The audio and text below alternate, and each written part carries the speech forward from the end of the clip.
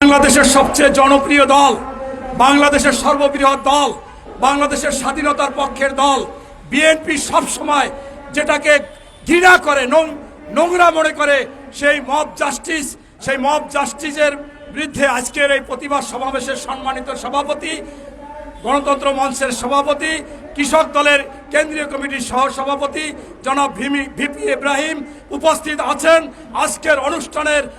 মৃত্যুঞ্জয়ী নেতা, যার উপরে ওই হাসিনা সরকার মব জাস্টিস করে নির্যাতন করেছিল, সন্ত্রাসী কার্যকলাপ চালিয়েছিল, বারবার নির্বাচিত এমপি, 5 বারের সেনবাগের এমপি এবং বিরোধী দলীয় চিফ হুইপ বিএনপির চেয়ারপারসনের উপদেষ্টা জনাব জয়নাল আবেদিন ফারুক উপস্থিত আছেন। আরেকজন অন্যতম সংগঠন বিএনপি নির্বাহী কমিটির সদস্য জনাব আবু নাসের রহমাতুল্লাহ সহ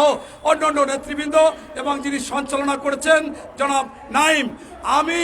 স্পষ্টভাবে বলতে চাচ্ছি, এই বাংলাদেশে ফ্যাসিস্ট খুনি হাসিনা তিনি তার ওই সন্ত্রাসী যুবলীগ ছাত্রলীগকে পুলিশের পোশাক পরিয়ে এই মব জাস্টিস করেছে, কোথাও সরাসরি মব জাস্টিস করেছে, এমনকি তার ছাত্রলীগের ওই মেয়ে সদস্য দিয়েও এরকম মব জাস্টিস করেছে, অনেকের উপর মিথ্যা দোষারোপ করেছে, যেটা খুব অন্যায় ভয়াবহ রূপ ধারণ করেছে।